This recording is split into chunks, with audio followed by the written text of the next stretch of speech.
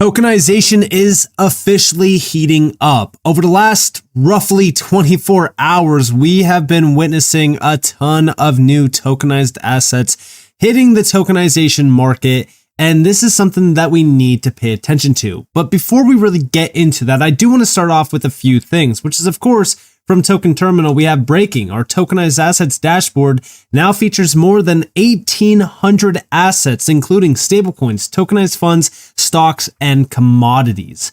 This is a very big thing to focus on because it's showing us that there is more assets moving on chain than ever before.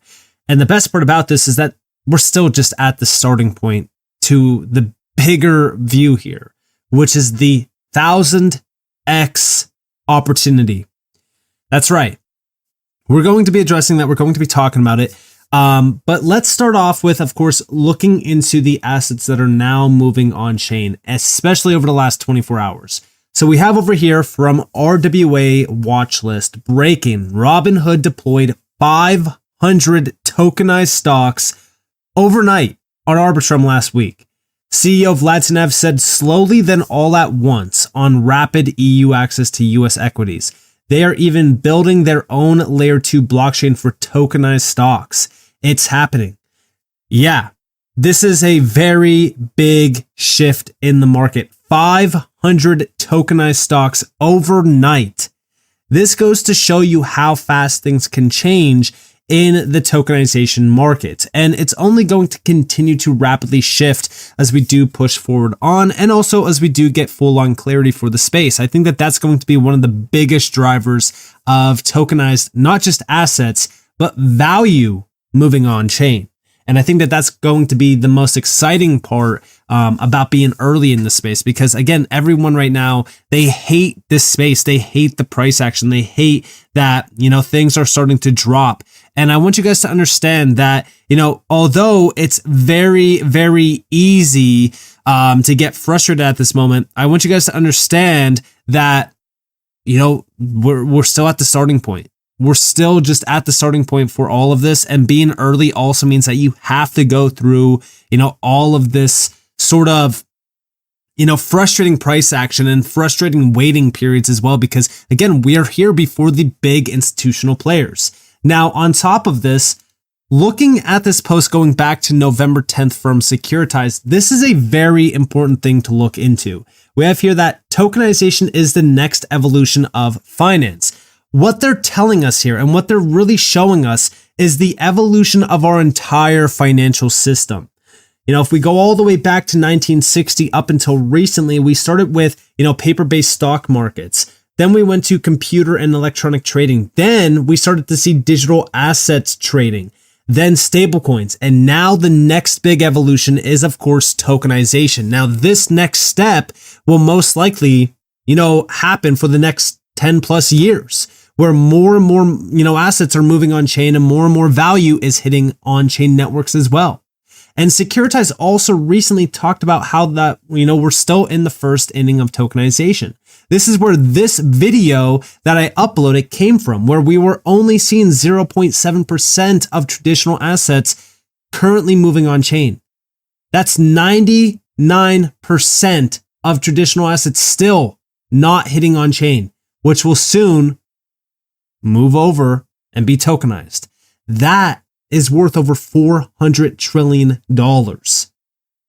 They do have this fully broken down here. There's over $400 trillion here, and we're not even at 1% of these assets on chain.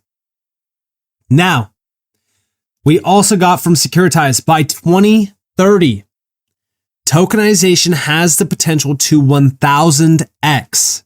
That's right, 1000x. This is a crazy statistic. We have from Grayscale, tokenized assets remain extremely small today. Just 0.01% of global equity and bond markets. But with maturing blockchain infrastructure and clearer regulations, we see potential for 1000x growth of the amount of tokenized assets by 2030. This shift could drive meaningful activity to networks like Ethereum, BNB, Solana, and Avalanche, with critical middleware from Chainlink, Link, enabling secure data flows. Now, I do think that some of these networks that they mentioned, useless. In fact, a lot of these, I just don't see being a main driver of tokenized assets. However, when we think about how much value can be moving on chain, 1000x opportunity here, that's going to affect so many great efficient networks. If your network can scale efficiently, if it can settle transactions efficiently, then that network is going to be benefiting from this amount of value moving on chain. So we think about XRP, we think about H4, we think about XLM, we think about all of these great networks that scale efficiently, that move value efficiently at a fraction of a cost, and in a very fast amount of time. So when we think about that, I'm not really looking at Ethereum or Solana. Solana has gone down how many times this year? It's ridiculous. So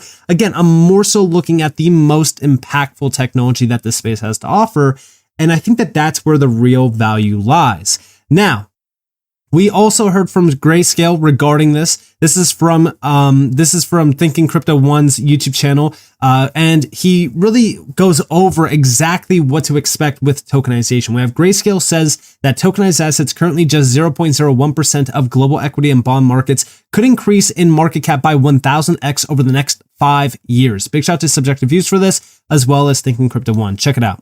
Tokenization is just a innovation in capital markets that's going to bring user benefits. And it's going to drive value to the underlying blockchains.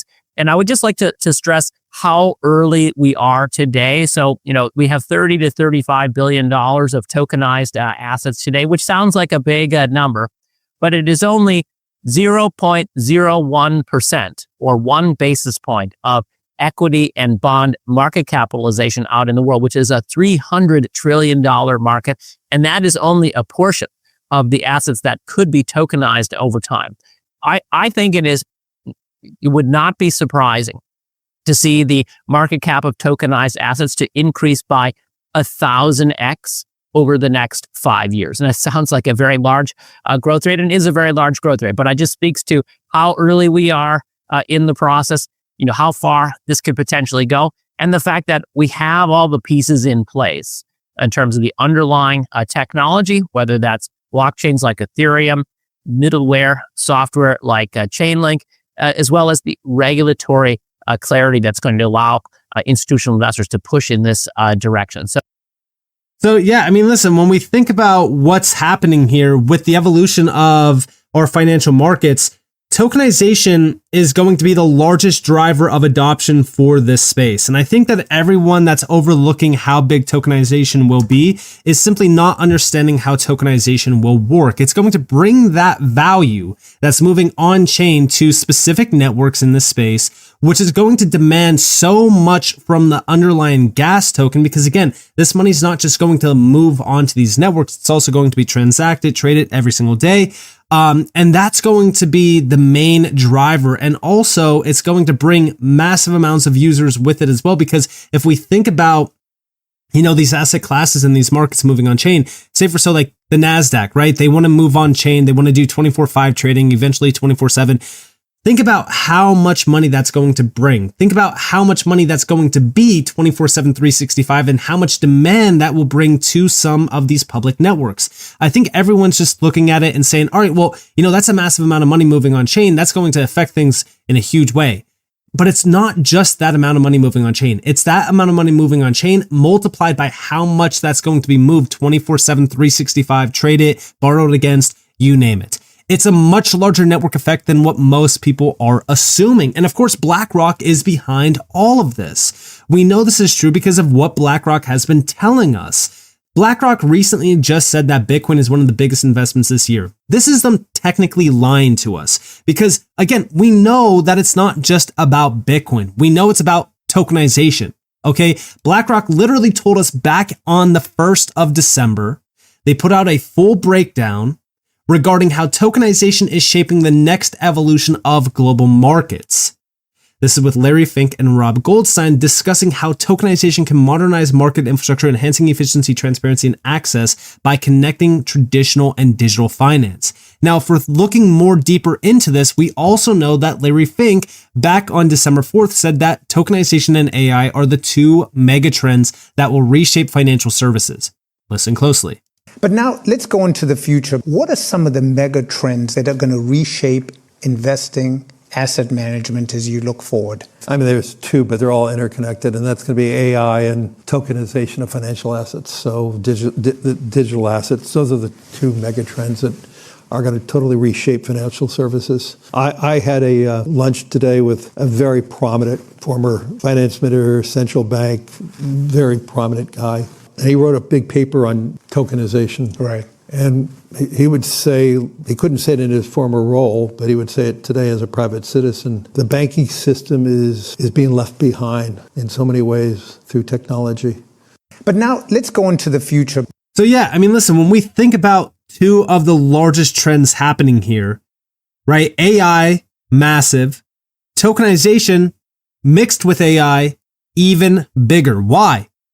Well, because now you have automation. So you need that automation as well. Like if we think about 24/5 or 24/7 trading, that's not going to rely on human-based processes. No, we need AI processes there that are going to process those transactions, move that money. It's all full-on automation. So we have tokenizing of the assets moving on chain, and then AI is going to automate those trades. It's going to be the key benefit there. So you're going to have these two technologies converge. And that's exactly what Larry Fink is talking about here, because again, we know that BlackRock uses AI through Aladdin, which is already settling transactions, moving money.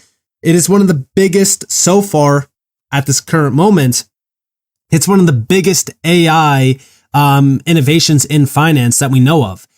So if we're thinking about this, yeah, Larry Fink knows that tokenization combined with AI, it's going to be, I would argue that it's not just going to be two different megatrends. It's going to be the megatrend because you're going to have that efficiency tied back to these networks combined with automation from AI.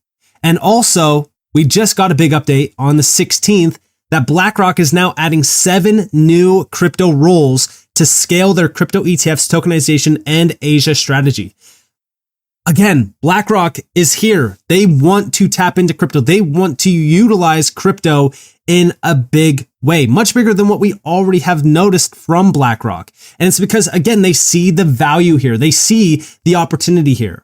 So if we're thinking about crypto today, all right, our market cap, it's slightly under 3 trillion, or at least it was earlier.